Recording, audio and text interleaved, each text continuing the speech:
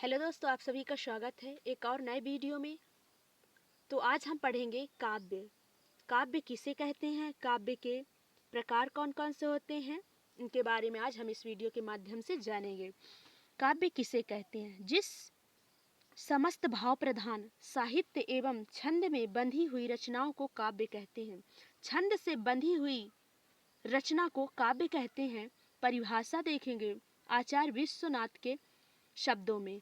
रसात्मक वाक्यम काव्य, अर्थात रसात्मक वाक्य को काव्य कहते हैं। रसात्मक वाक्य को काव्य कहते हैं। आचार्य रामचंद्र शुक्ल के अनुसार जो युक्ति हृदय में कोई भाव जागृत कर दे या उसे प्रस्तुत वस्तु काव्य की मार्मिक भावना में लीन कर दे, उसे हम काव्य कहते हैं। आचार्य जगन्नाथ के अनुसार रमणीयम काव्यम, अर्थात अर्थ को प्रकट करने वाली शब्दावली को काव्य कहते हैं। अर्थ को प्रकट करने वाली शब्दावली को हम काव्य कहते हैं। इसके बाद आते हैं काव्य के दो रूप होते हैं। कौन कौन से? नंबर 1 है श्रव्य काव्य, दूसरा नंबर है दृश्य काव्य। दोस्तों, जो हम कानों से सुनते हैं उसको श्रव्य काव्य कहते हैं और जो हम आंखों से देखते हैं उसको दृश्य काव्य कहते हैं। तो नंबर 1 है श्रव्य काव्य। किसे कहते हैं? जिस छंदमयी रचना का आनंद सुनकर या पढ़कर किया जाता है, आनंद लिया जाता है सुनकर या पढ़कर, उसे श्रव्य काव्य कहते हैं। जैसे कहानी, उपन्यास, कविता, रामचरितमानस, छंद आदि, इनको हम पढ़कर आनंद लेते हैं, तो ये हमारे श्रव्य काव्य के अंतर्गत आएंगे। दूसरा नंबर है दृश्य काव्य। जिस महामयी रचना का आनंद को देखकर किया जाता है उसे दृश्य काव्य कहते हैं।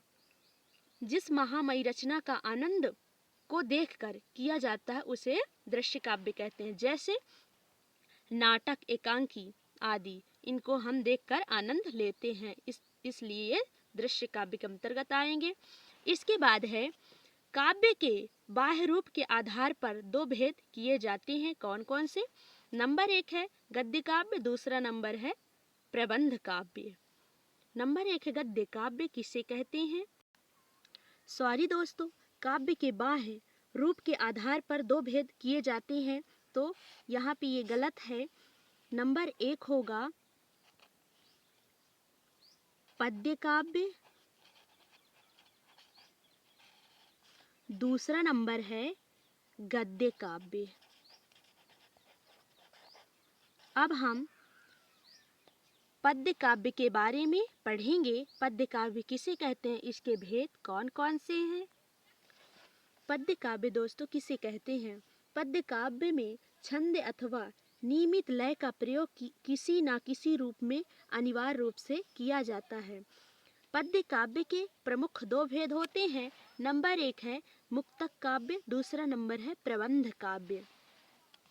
मुक्तक काव्य किसे कहते हैं? मुक्तक काव्य में प्रत्येक छंद अपने आप में स्वतंत्र और पूर्ण रहता है। सामान्यतः इसके अंतर्गत गीत, कविता, दोहा, पद आदि आते हैं। शूर, मीरा, बिहारी, रहीम जैसे कवियों ने गे पद मुक्तक काव्य के उदाहरण हैं। सूर, मीरा, बिहारी, रहीम आदि ऐसे कवि जो गाए हुए हैं वो उनके मुक्तक काव्य के उदाहरण हैं, तो इसे मुक्तक काव्य कहते हैं दोस्तों। इसके बाद आता है प्रबंध काव्य। किसे कहते हैं? प्रबंध काव्य में अनेक छंद किसी एक कथा सूत्र में पिरोए हुए रहते हैं।